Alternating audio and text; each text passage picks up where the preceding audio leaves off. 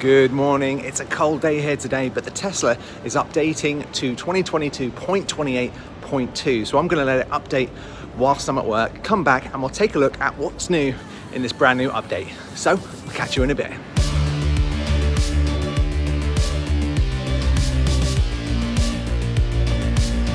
So I'm back in the car and the car has updated. Now, this isn't a massive update, so I didn't want to do a full video on this, but I thought I would just chip in with a couple of the new features that you may not be aware of in 2022.28.2. So let me show you them. So one of the first big updates, which isn't really mentioned on the screen when I came back to the car, is the ability to have different routes. So let's just say I go to Norwich. What will happen over the next few weeks is that Tesla will offer up 3 different ways of getting to Norwich. As you can see, it's doing a weird straight line at the moment. I don't know if it's thinking I'm going to maybe fly there, but what it's going to do is going to offer up 3 different journeys. So you can see here it's taking me to King's Lynn. It will probably offer me another one through past Birmingham, up through Cambridge, and then another one maybe to avoid tolls. So different kind of routes that you often get with Google Maps or Waze. So as I say, you may not see that yet. Let me know in the comments if you are seeing that. But it's going to roll out over the next few weeks. The next update is a little change to the theatre mode. So usually if you play YouTube or Netflix in your car, it will go full screen. And there is sometimes a little X in the corner that you can press to close the app, but you can never actually minimize it like you could on a Mac PC or iPad. So let me show you how that works. So let's just start playing this random YouTube video. I'm just going to play this full screen. Let's get past the adverts and see what happens here. And so if you look at the top left here now, if we tap the screen, you now see this minimize button.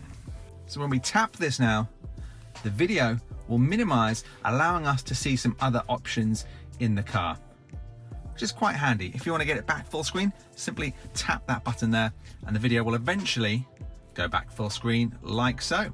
So that's pretty cool. We've also got a back button here as well. So if we tap that, that's going to take us back to the YouTube home screen. So before we didn't have this option, only the option to close out at the top here. We now have our battery shown here as well, which wasn't shown in the previous versions. What's also different is before you actually had to press that little X here at the top to get out of the YouTube app or the Netflix app. Now you actually swipe the card down like any other card. Next, we have a tiny little update for the FM radio icon. So we can see there the icon has changed. They've now removed the FM text that was there before, and they've changed the orientation so it now goes up instead of across the app button. Now, one other change, and I'm not sure if this is actually a change or if I just didn't notice it before, but there appears to be a little grey line underneath the active app that you're in. Let me know if you're still on a previous version. Was this here before? Because I don't really remember it. The next change is a change to how the visualization looks. They've actually darkened this area here. So before it was kind of like a lighter gray color. Now it's a complete black, so it matches this bottom bar. The problem is, because I have a black car, the car itself actually blends into the background, which doesn't look very good, if I'm honest. Let's have a look at that. What do you think of this change? I'm not a huge fan, if I'm honest, but it should make it better for you if you're driving at night time. It will lower the amount of light bleeding into your eyes when you're driving in the dark. So they are some of the updates in the new Tesla Model 3 update 2022.28.2. Let me know if you've got the update and what you think of the little changes. Thanks for watching, and I'll see you in the next video.